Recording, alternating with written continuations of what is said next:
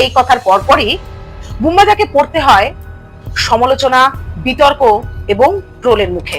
আপনি যে শুধুমাত্র একজন বাঙালি তা কিন্তু নয়, আপনি বাংলার আইডল।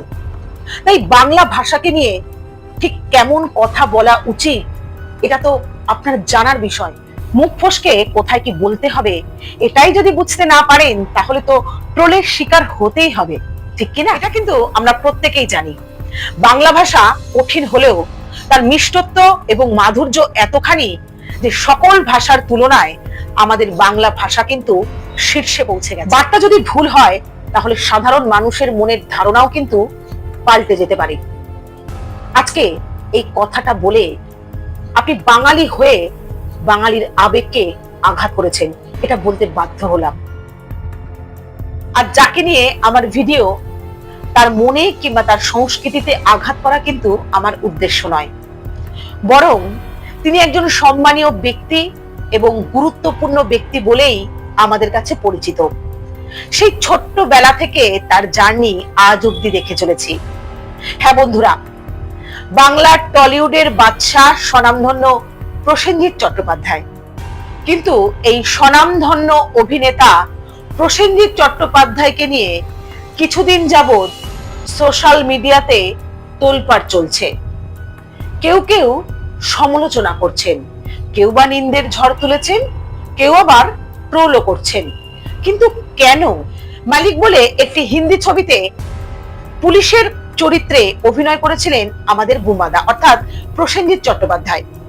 সেই ছবিরই প্রেস কনফারেন্স ছিল, যেখানে অন্যান্য কলা কুশলীদের সাথে আমাদের বুম্বাদাও অংশগ্রহণ করেছিলেন। কনফারেন্স চলাকালীন অন্যান্য কলা কুশলীদের মতোই আমাদের বুম্বাদাকেও প্রেসের সম্মুখীন হতে হয়।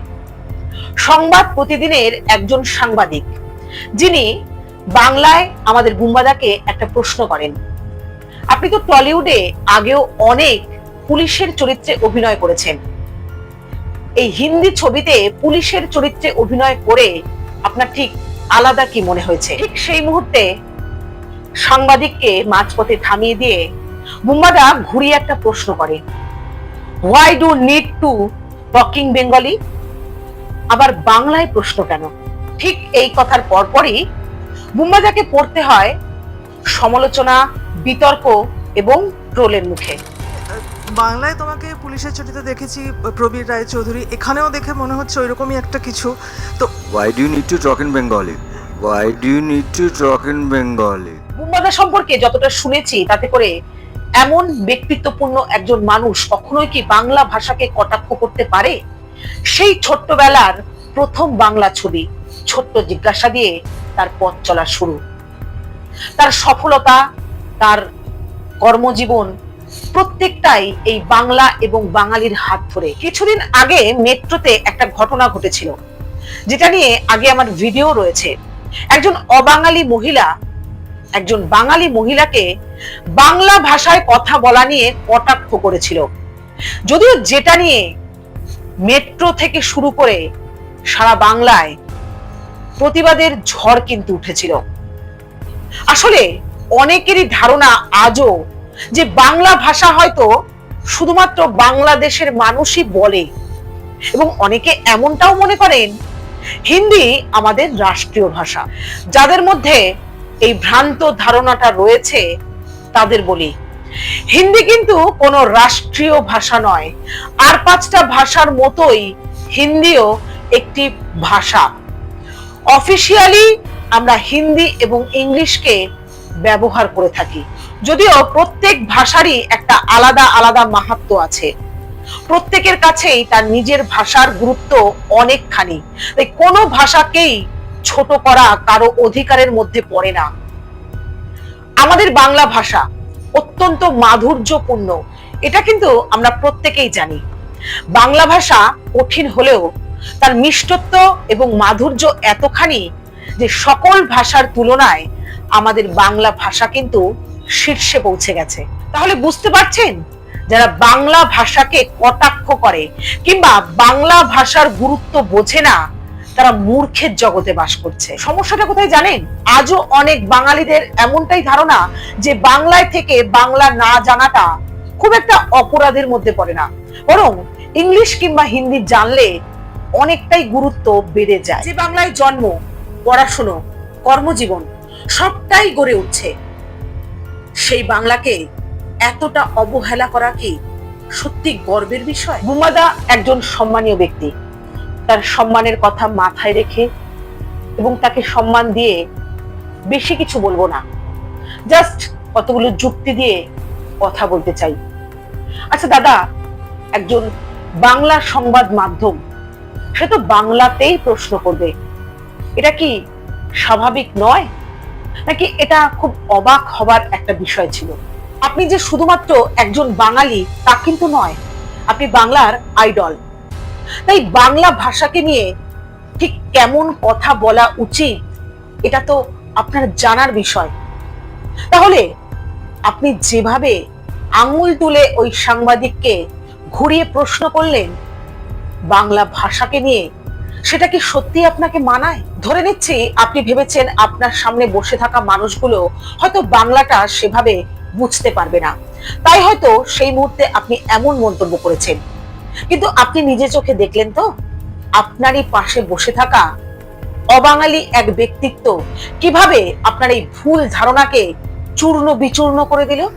दो बातें पूछी उन्होंने हाँ, कि दोनों ये कैसे चीज़ अलग है। है। आपने जैसे कैरेक्टर इससे पहले बंगाली सिनेमा में किए हैं, वो इससे कैसे अलग है, और राज जो गांगुली की बायोपिक कर रहे हैं वो आपको क्या लगता है कैसे करेंगे? ये दो क्वेश्चन है। যখন আপনার পাশে বসে থাকা অবাঙালি ব্যক্তি বাংলা ভাষাকে খুব সুন্দরভাবে ব্যাখ্যা করে দিল, তখন আপনার খারাপ লাগেনি? যেটা বাঙালি হয়ে আপনার করার কর্তব্য ছিল। তবে এটা বলতেই হচ্ছে, সেই মুহূর্তটাকে আপনি খুব দ্রুত সামলে নিয়েছিলেন এবং খুব বুদ্ধিমত্তার সঙ্গে নিজেকে কন্ট্রোলও করে নিয়েছিলেন। সমস্যাটা কোথায় হয়েছিল জানেন? আপনার আঙুলের মতোই আপনার বডি ল্যাঙ্গুয়েজে অনেক কথা স্পষ্ট হয়ে গেছিল আমাদের মতো সাধারণ মানুষের কাছে। যেমনটা আপনার বডি ল্যাঙ্গুয়েজ ইতস্তত বোধ করছিল, স্পষ্ট বোঝা যাচ্ছিল আপনি যে একটা ভুল করেছেন সেটা আপনি বুঝতে পেরেছেন। সমালোচনার মুখে পড়ে আপনি ক্ষমাও চেয়ে নিয়েছেন, যদিও এটা আপনার বড় মনের পরিচয়।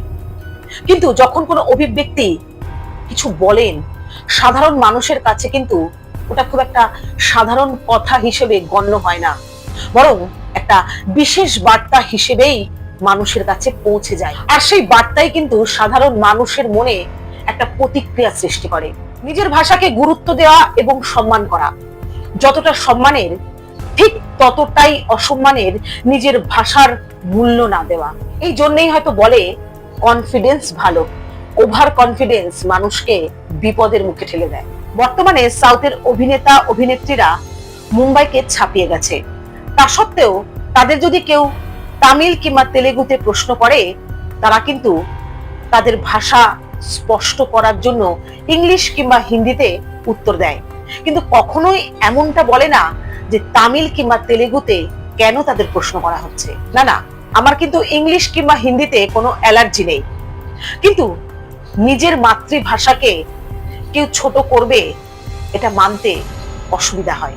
জাতীয় সঙ্গীত আমরা বাংলায় গেয়ে থাকি, হয়তো সেই মুহূর্তে আপনার মাথায় সেটা ছিল না, কিন্তু আপনার মাথায় থাকবে এটাই তো আমরা ভাববো, কারণ আপনি তো আর আমাদের মতো সাধারণ মানুষ নন, আপনি তো বিশেষ ব্যক্তিত্বপূর্ণ একজন মানুষ। একটা সময় ছিল যখন মানুষ সাউথের সিনেমা দেখতে অত্যন্ত পছন্দ করত, আর ঠিক সেই কারণে সাউথের সিনেমাকে বাংলায় ডাব করা হতো। শুধু তাই নয়, বম্বেতে হিন্দি সিনেমাকেও বাংলায় ডাব করা হয়েছে। এরকম প্রচুর উদাহরণ কিন্তু আছে। অমানুষ, অনুসন্ধান, রাজেশ খান্নার অমর প্রেম, সে সময় কিন্তু মানুষের এই সিনেমাগুলো দেখতে এতটুকু অসুবিধা হয়নি, এমনকি ভাষা বুঝতেও কোনো সমস্যা হয়নি। সত্যি কথা বলতে উত্তম কুমার, সৌমিত্র চট্টোপাধ্যায় চলে যাওয়ার পর বাংলা ইন্ডাস্ট্রিকে যে খাস্তা খাস্তা সিনেমায় ভরিয়ে দেওয়া হয়েছিল, তা কিন্তু বাংলা সিনেমা এতটুকু ডিজার্ভ করে না। ৮০ থেকে ৯০ দশকের মধ্যে বাংলা সিনেমার যে অবক্ষয় আমরা দেখেছি, যে দুর্দশা আমরা দেখেছি, তা কি বাংলা সিনেমার অবদান নাকি অন্য কিছু? আপনারাই বিচার করুন। সৌরভ গাঙ্গুলির বায়োপিক নিয়ে কথা হচ্ছিল, কিন্তু সৌরভ গাঙ্গুলিও তার ইনম্যাচুরিটির পরিচয় দিয়েছিলেন। মনে আছে আপনাদের আরজি করের সেই ঘটনা? মুখ ফসকে কিছু কথা বলে ফেলার পর কিভাবে তাকে ট্রোল হতে হয়েছিল। গর্বের সঙ্গে বলছি, এই বাংলা সিনেমাই কিন্তু গোটা ভারতকে একদিন পথ দেখিয়েছিল। আজ দুঃখের সঙ্গে বলছি, সেই পথ পুরো মাত্রায় পরিবর্তন হয়ে গিয়েছে। শুধু নেই আর নেই, হয়তো এই দোহাইটুকুই পড়ে রয়েছে। কিন্তু কি নেই আখিরে হয়তো আপনাদেরও সেভাবে জানা নেই। আর ঠিক সেই কারণে মুম্বাইতে পাড়ি দিতে হয় সাফল্যের দড়ি টানতে। যান, তাতে কোনো অপরাধ নেই, অন্যায় নেই, কিন্তু গর্বের সাথে নিজের ভাষাকে সম্মান করুন। যেভাবে জাতীয় সঙ্গীত গেয়ে থাকেন, বাংলা ভাষার মর্যাদা দিন। বাঙালির গর্ব বাংলা ভাষা, তাকে মূল্য দেওয়া এবং মর্যাদা দেওয়া একজন বাঙালি হিসেবে সবার আগে দায়িত্বের মধ্যে পড়ে। আজ এখানেই শেষ করলাম আমার ভিডিও। যদি আমার ভিডিওর প্রত্যেকটা কথা আপনাদের সঠিক বলে মনে হয়, তাহলে অবশ্যই কমেন্ট বক্সে কমেন্ট করে জানাবেন। নমস্কার, ভালো থাকুন সকলে।